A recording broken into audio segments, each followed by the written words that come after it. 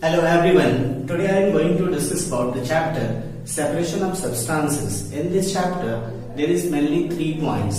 The first point is components of a mixture. Second point, why is separation necessary or needs for separation.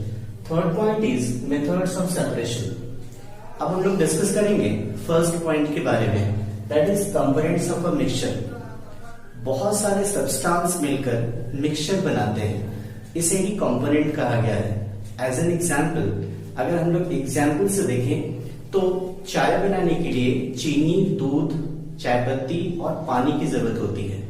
ये चारों मिलकर चाय बनते हैं और ये चाय आपका मिक्सचर हो गया. और इसमें जो 4 चीजें मिलाई गई ये कंपोनेंट्स है. Next, pure substance. A homogeneous substance which is made up of only one type of molecule is called pure substance. Homogeneous substance जो एक ही टाइप के मॉलिक्यूल से बने होते हैं वो प्योर सब्सटेंस कहलाते हैं. Next, mixture. A combination of 2 or more pure substance. 2 या 2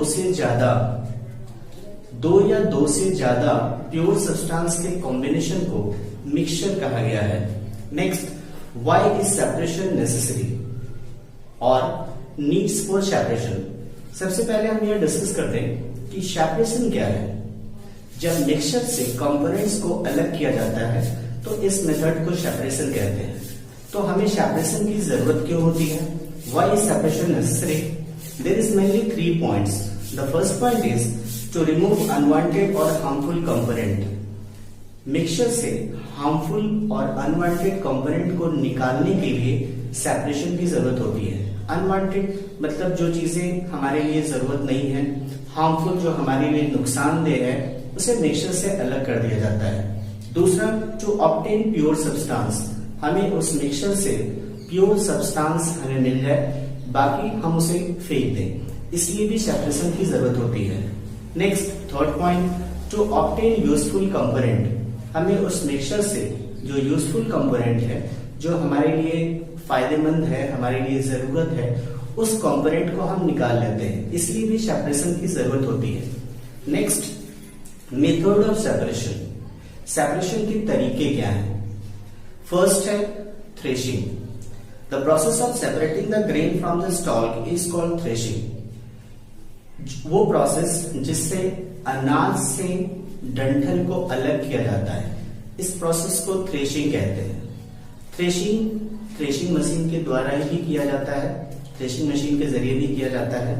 नेक्स्ट, विनोइंग. विनोइंग वो प्रोसेस है जो किसानों के द्वारा इस्तेमाल किया जाता है. इसमें अनाज को भूसा से अलग किया जाता है. एक ऊंचाई पर रखकर मिक्सचर यानी कि भूसा और अनाज के मिक्सचर को एक ऊंचाई से नीचे की तरफ गिराया जाता है और जो अनाज है वो वहीं सामने ढेर लग जाते हैं और भूसा हवा की वजह से दूर जमा हो जाता है. इस प्रोसेस को विनोइंग कहा गया है. नेक्स्ट, हैंड पिकिंग, जिसे चुनना कहते हैं. आप अपने घरों में देखे होंगे जो महिलाएं होती है वो किसी बर्तन में चावल या गेहूं को लेकर चुनती है. वो करती क्या है, उसमें से जो अनवांटेड पार्टिकल है, जो अनवांटेड सब्सटेंस है, जो हार्मफुल सब्सटेंस है, उसे बाहर निकाल देती है. इस प्रोसेस को हैंड पिकिंग कहा गया है. नेक्स्ट, सीविंग, इसे चालना कहते हैं. चालना, इसे भी हम एग्जाम्पल के जरिए समझेंगे. आप अपने घरों में देखे होंगे, आपके घर में मम्मी या फिर आपके घर में कोई महिला किसी बर्तन में बर्तन नहीं चलनी होता है, उस चलनी में आटे को लेती है और उसे हिलाती है.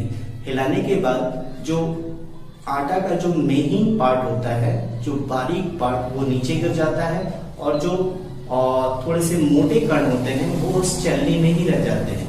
यानी कि डिफरेंट साइज के पार्टिकल्स को सेपरेट करने के लिए हमें सीविंग की जरूरत होती है.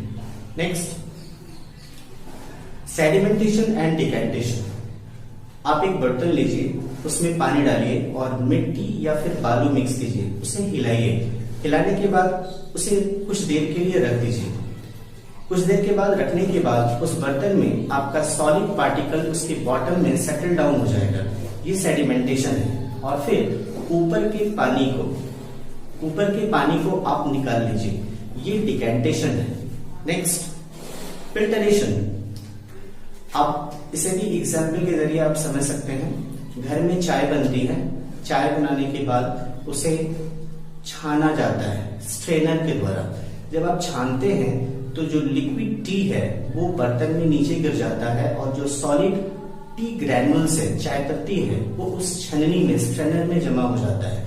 इस प्रोसेस को फिल्टरेशन कहा गया है। नेक्स्ट सेंट्रीफ्यूगेशन, जिसको मथना कहते हैं। ये भी आप अपने घरों में देख सकते हैं। जब दही को एक रोटेटर के द्वारा उसे घुमाया जाता है स्पीड से, तो उसमें जो लाइटर क्रीम है वो अलग हो जाता है। और नहीं तो फिर आप डेयरी फार्म में भी देखे होंगे, डेयरी फार्म में दूध को रोटेटर के द्वारा स्पीड में रोटेट किया जाता है, जिससे उस दूध से लाइटर क्रीम ऊपर आ जाता है। इस प्रोसेस को सेंट्रीफ्यूगेशन कहा जाता है। Next evaporation. Evaporation is a process in which liquid is evaporated. This method is used to separate the soluble component from a mixture. Evaporation वो प्रोसेस है जिससे लिक्विड को इवापोरेट करके उसे वेपोराइज, उसे वेपर में कन्वर्ट कर दिया जाता है और उस मिक्सचर में जो सॉल्ट या शुगर होते हैं वो इवापोरेट होने के बाद अलग हो जाते हैं। इस प्रोसेस को इवापोरेशन कहते हैं। Next distillation. डिस्टिलेशन वो प्रोसेस है जिससे हम लिक्विड को हीट करके उसे इवापोरेट करते हैं और फिर उसे कंडेंसेशन प्रोसेस के जरिए उसे फिर वापस ठंडा करके हम उस वेपर को लिक्विड में कन्वर्ट कर देते हैं। इस प्रोसेस को डिस्टिलेशन कहा जाता है।